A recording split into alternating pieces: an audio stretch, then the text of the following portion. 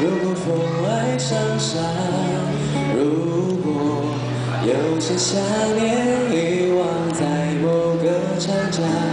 我会聆听浪花，让风吹过头发，任记忆里的爱情在时间潮汐里喧哗。非得等春天厌了，夏天才近了。我是在回首时终于懂得，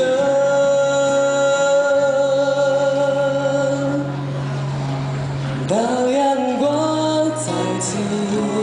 回到那飘着雨的国境之南，我会试着把